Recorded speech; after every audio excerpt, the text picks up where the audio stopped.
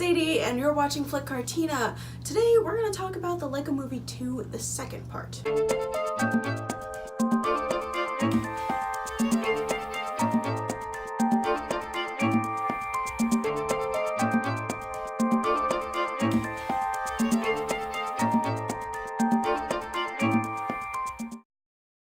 If you're new to this channel, welcome. Let me know if you're new in the comments down below. I love interacting with people because it makes me seem more like a person than a face on a screen. But we're going to talk about the Lego Movie 2, and there are going to be two parts to this video, and I realize the pun now. The first chunk of the video is going to be all about ratings and what this movie is rated, how it's rated, what I explain in the rating, and then I'll rate it 3 different ways. In the second part, I will tell you my thoughts on the movie, and this entire video is completely non-spoiler, so you don't have to worry about anything ruining your chance of entertaining yourself in this movie. Now, this rating is really simple actually. It's rated PG for some rude humor. Now, the rude humor can encompass a variety of different things. In the Lego Movie, it doesn't really encompass a whole ton of stuff. Rude humor just means humor that is rude, and in the Lego Movie, I didn't really hear a lot of it. Sure, there was the occasional weird joke that kids wouldn't get, like Batman. He uses jokes. If you ever saw the Lego Batman movie, he makes some really interesting jokes that are still kid-friendly, but adults kind of relate to it a little bit more than kids do. This isn't a spoiler, but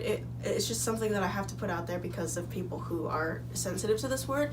It's the word heck, and they use this word heck to name one of the places that they go to. It's called heck. So, you know, if you really don't like the word heck, it's only mentioned maybe once or thrice in this movie, so yeah. Overall, it's a really kid-friendly movie if you just take the rating alone. So really quick, I'm gonna pull up my 2 charts simultaneously, just kidding. I'm gonna pull up the frequency chart first and rate this movie on a frequency of 1 to 10 on how frequent the elements of the rating is in this movie. And it's pretty low, so I'm just gonna say it's a 1. I mean, it's not super noticeable. I didn't notice anything, and I'm not super sensitive to it, but I do pay attention to these things for you guys. But nevertheless, Lego Movie 2, the second part, is a 1 on the frequency chart. But for the last part of the first part of this video, I'm gonna rate this movie, Lego Movie 2, the second part, on my magical scale of movies, rating this movie on a scale of Steamboat Willie to Deadpool on how appropriate this movie is for younger audiences. On my magical scale of movies, I'm gonna rate the Lego Movie 2, the second part,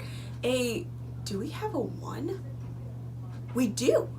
It's a 1. We have the first movie in the Steamboat Willie category, and I think I might actually replace it with Lego Movie 2, but you know, it's not solidified. So yeah, this is probably one of the first, like, I'd say it's a safe 1. It's not really anything super inappropriate, like, or has any, like, sort of adult jokes in it. It's really just kid jokes and kid humor because they use the word like heck and butt and stuff like that instead of other words. So that breaks up the first half of the video, and now we're on to the second half on what I thought of the Lego Movie 2, the second part. Again, this is non-spoiler, I'm not spoiling anything. It's really cool how they did the first Lego Movie, and the second one is still good too, and it really ties into the first one. It's really cool actually how they planned this out. It's like they were planning on making a second Lego Movie from the start, so yeah. I've actually been in the studio where they shot the live action scenes in the first Lego Movie, and it's really cool actually. Anyways, I'm going off topic, but the second Lego Movie still has the same vibe and direction that they wanted to go in, and they accomplished that really nicely. It just wasn't as impressive as the first movie because the first movie was totally unexpected. Like, you went into that movie thinking, I don't know what I'm gonna see, and then you came out of it like that was one of the funniest, most entertaining, and like morally intrinsic value word that I've seen, and so you just come out of it feeling really good about it. And this movie does that too, but it's not totally unexpected because they've already done this, and Phil Lord and Christopher Miller are already like fantastic storytellers, so it's not like their craft is going down in value and effort, but it's just this has been done before, and so we're not really, I don't know, we're expecting to be entertained and just to see what pans out in the second one in comparison to the first one, and nothing is gonna ever be as good as the first. That's just common knowledge. Like, How to Train Your Dragon 1 was fantastic, and How to Train Your Dragon 2 was still good but less fantastic, and stuff like that. Same with Incredibles. Like, Incredibles 1 was great because it was just so new, and we were just like blown away by the concept of having superheroes going underground and then coming out as superheroes again. And so the second movie was less of a wow factor and more of a higher expectation because of what has occurred in the past. That none of that made sense. I think the logic is a little bit more clear in this because of things that are happening, and like, you know, in the trailers they call it the Sistar system. Sistar system sounds a lot like sister. You don't want to go anywhere near the Sistar system. It's ruled by an alien queen. You know that the sister's involved somehow, and girl logic sometimes makes more sense than boy logic. Sometimes, not all the time, but you know, I'm a girl, so I like understood the girl logic a little bit more than the guy logic and stuff like that. Anyways, the humor was really well entwined with the plot and the character development that happened. It was really cool. Some of the stuff was kind of unexpected, and I was just like, that's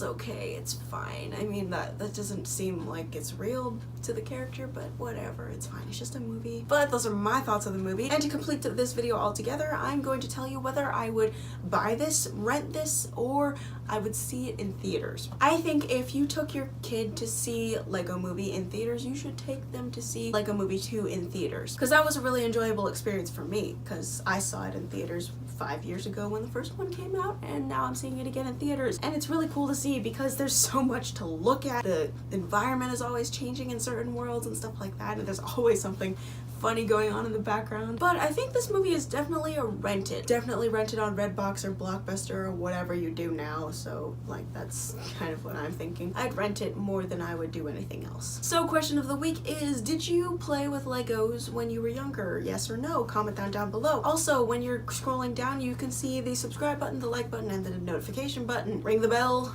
subscribe, and like this video if you want to do all those things. So as always, thank you guys so much for watching. Have a great Random Thursday. I will see you on the other side of the screen. Bye.